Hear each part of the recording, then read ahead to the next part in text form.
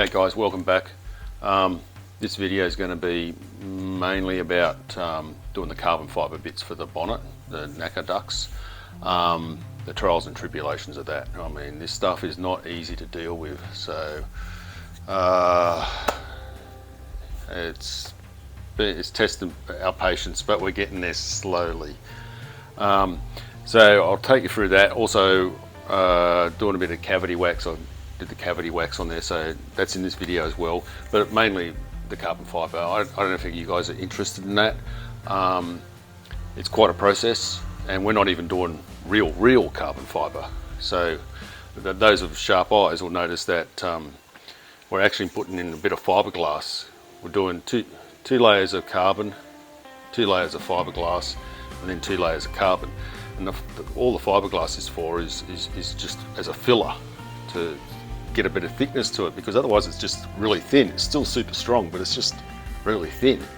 So we chucked in some fiberglass in there just to save a little bit of money, and we're not using autoclave, we're not cooking it, we're sort of doing a part. I mean, it's not, the parts we're making at the moment are not super high strength, critical, so we can get away with it, but they are still light and quite strong. Anyway, get on with the video, and if it's not your cup of tea, then yeah, turn off. But I just thought, I had all the footage, so I thought may as well just dump it in here and see how we go.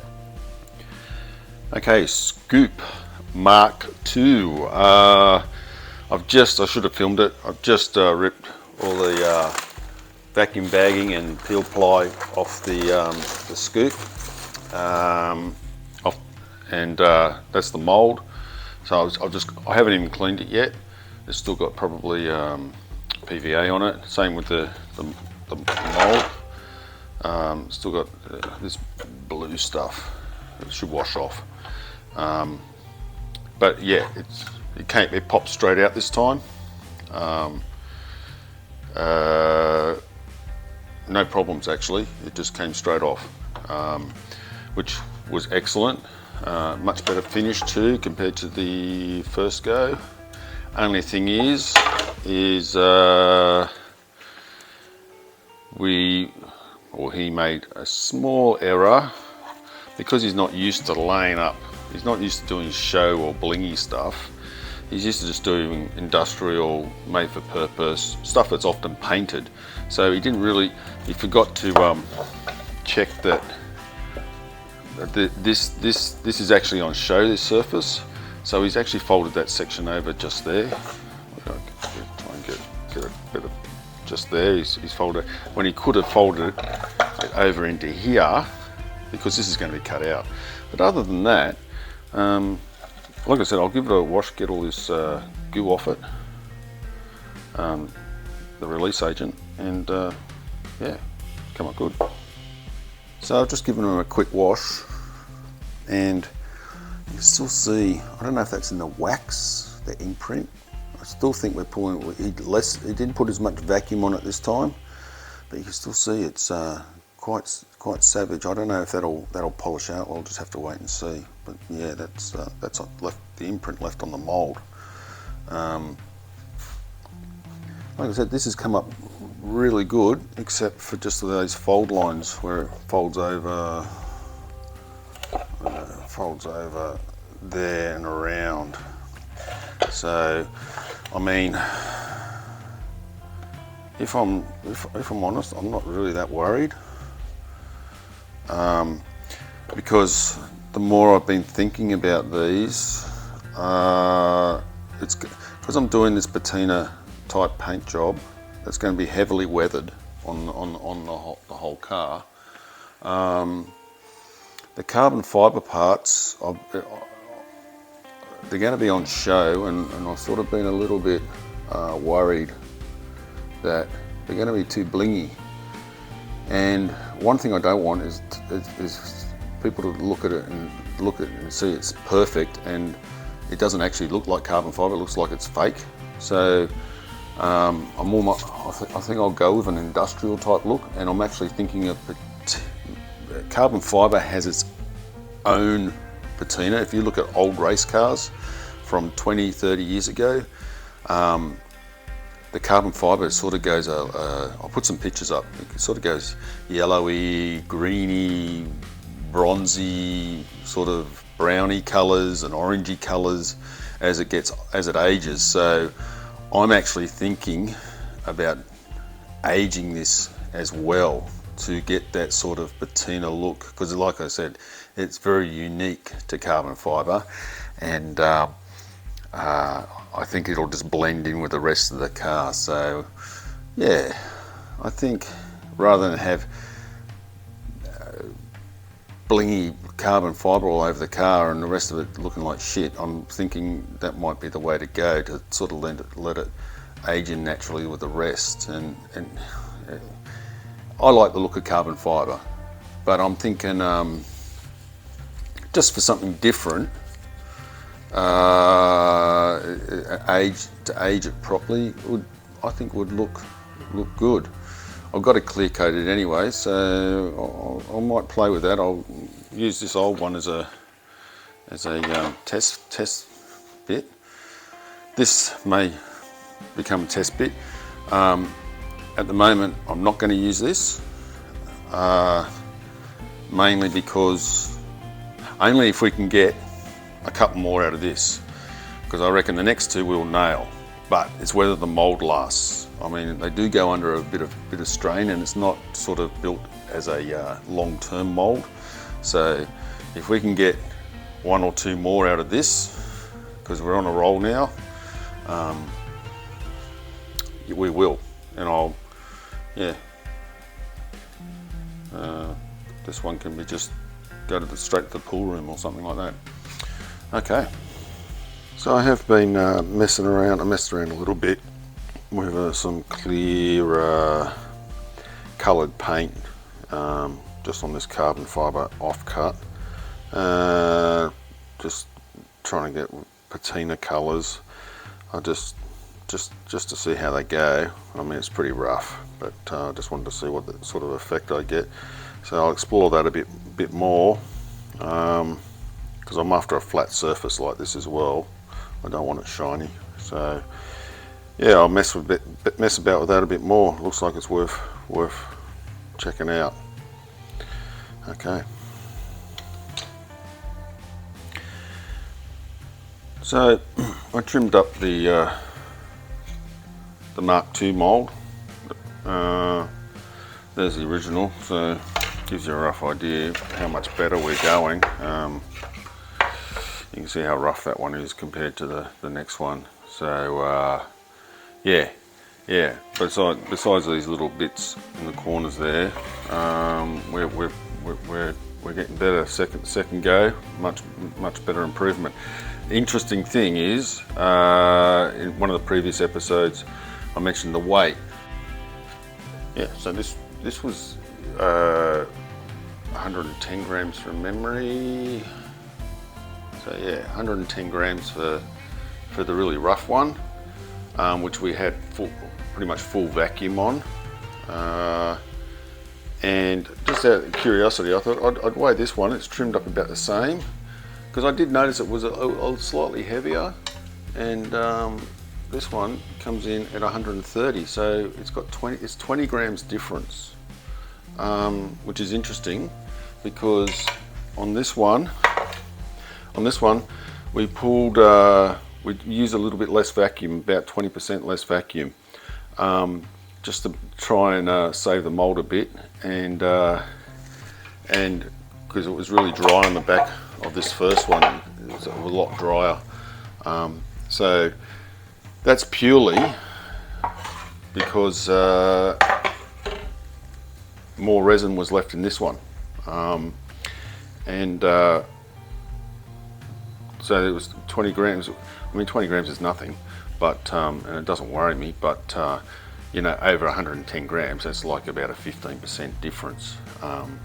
So just using a little bit less vacuum, and you know, it's probably made this one a little less stronger, because the less resin, potentially the stronger it is, if you can get the ratios right.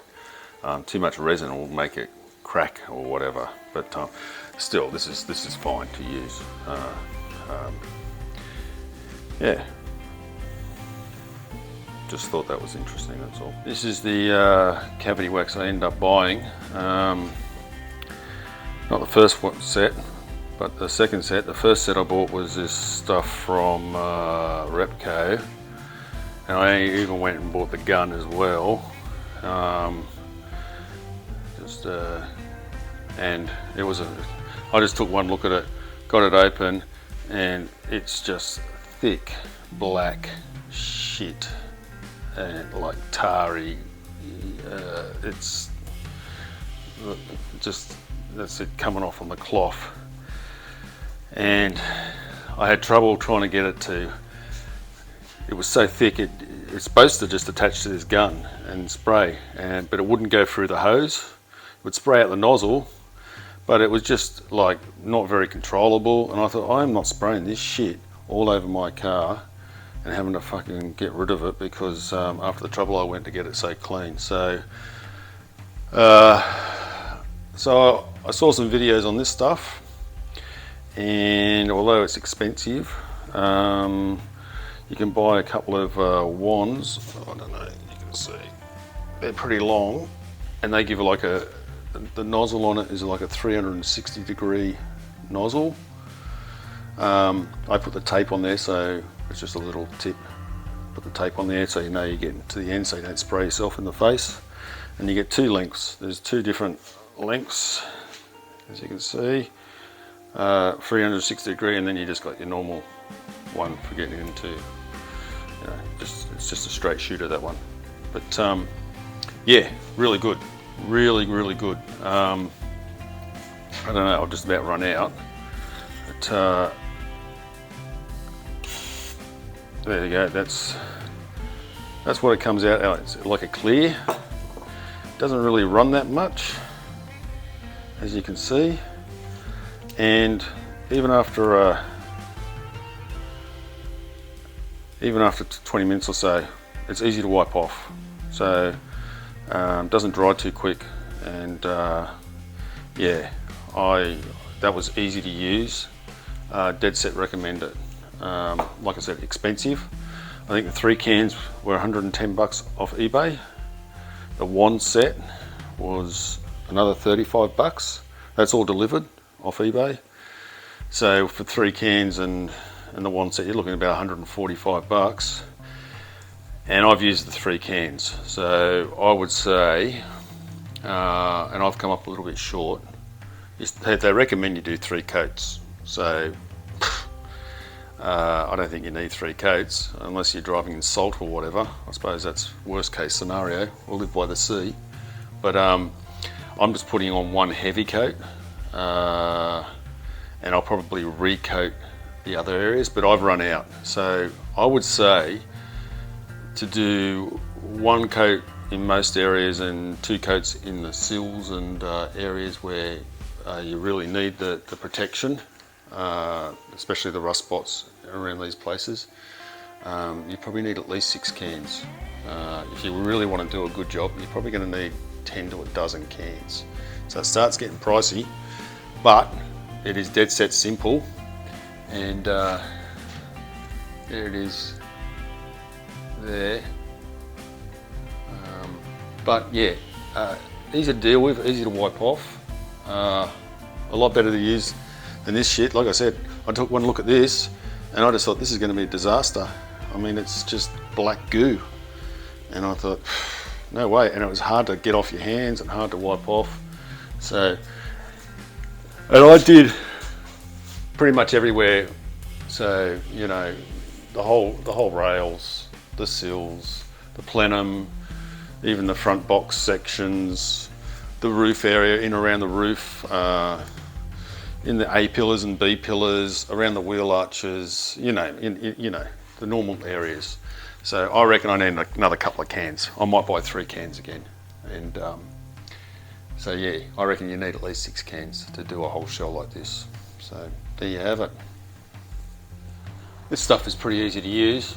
Not like the other stuff I bought. It's just as simple as that. Just spray it on. And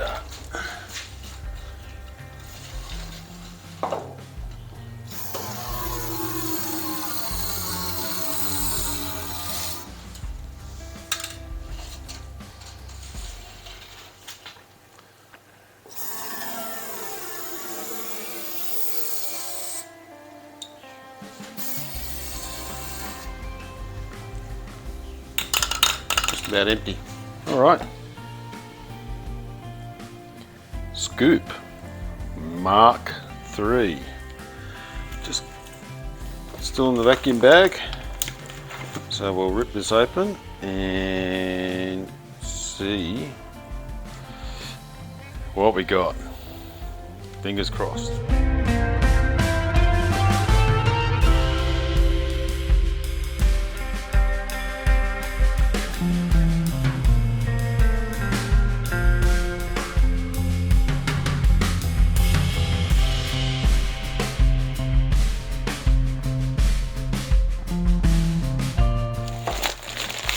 Gotta be careful because the edges are very sharp on this. If my boy's telling me they're sharp, be careful, he's constantly telling me be careful, then it must be because he doesn't usually care about shit like this.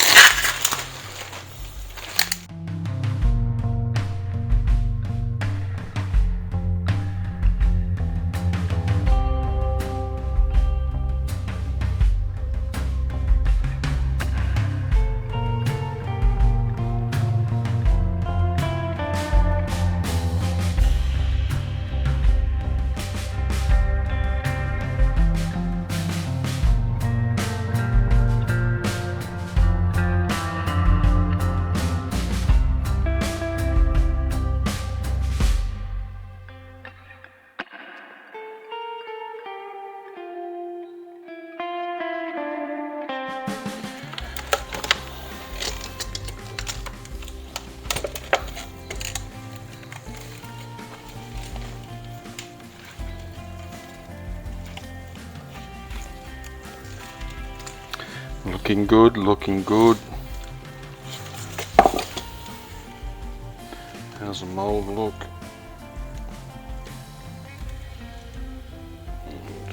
There's a little bit of work, it's cracked a bit. Oh well.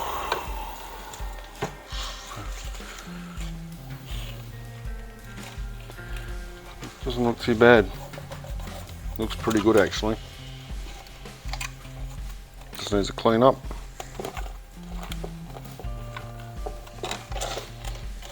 And yeah, good to go. To get all this peel ply off it, that's all got to come off. Obviously, cut this off.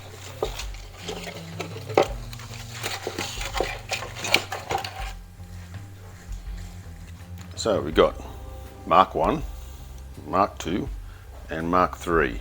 Haven't trimmed it up yet, Mark 3, but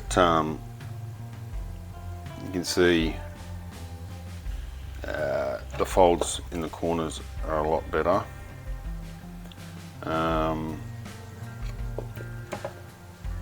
It's left a few marks, the mold is starting to come apart a bit, so but I think we'll get one more bolt. That's what I was trying to fix. So we made another one. This one, Mark III, is good. Definitely be using that. We're going to go for one more because I need two. If it stuffs up, I'll end up using that one. If it comes out good, well, this one can just be a play around one. But yeah, still got to trim it all up. And yeah, happy with that, very happy. Getting there, getting our eye in, and it's coming up good. So I've cleaned up the mold, as you can see. If you can just see in the light, you can see those stress fractures sort of starting to develop in the paint. And I've also got some cracks in the corners here. Starting to open up on both corners, so I'm going to super glue that and see how we go. And because we just need one more pull out of this, and I'll give her a polish up, and fingers crossed, hopefully this weekend we'll get it done and move on to the next piece.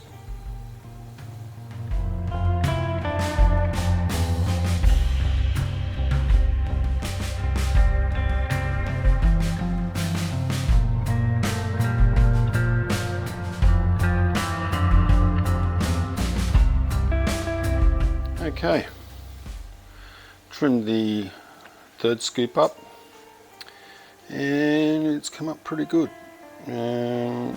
Just needs a wet sand back and a clear coat, but that can wait.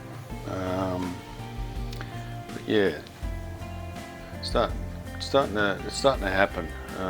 We knew it would take a little bit of work, and it has been a fair bit of work, but now we sort of know what we're doing, and we can, you know, continue on with other stuff.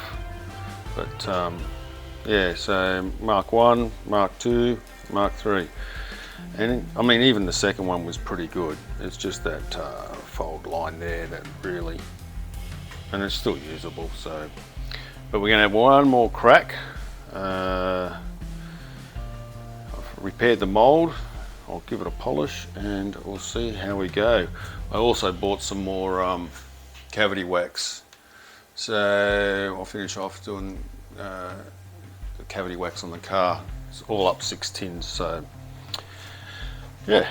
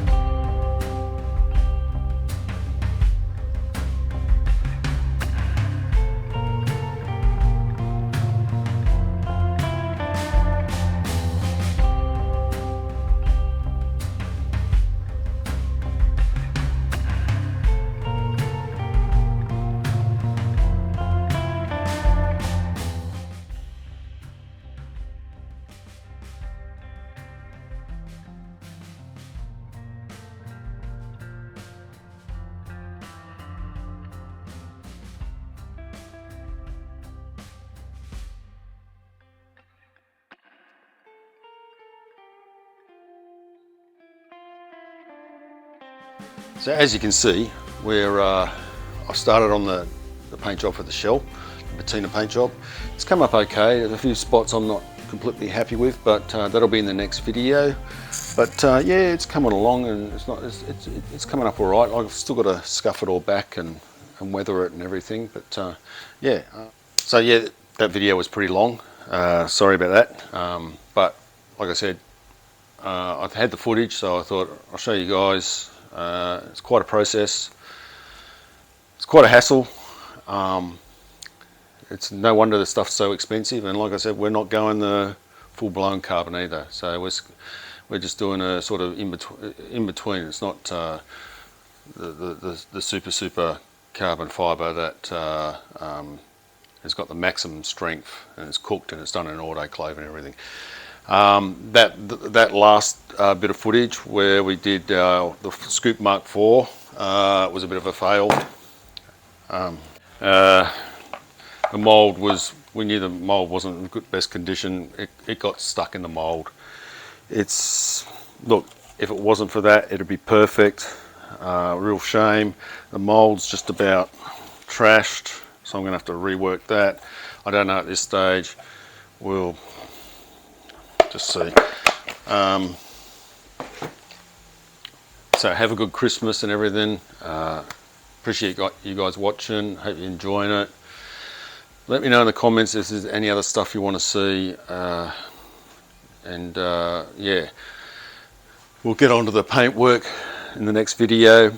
And yeah, have a good Christmas and a good New Year, guys. Take it easy.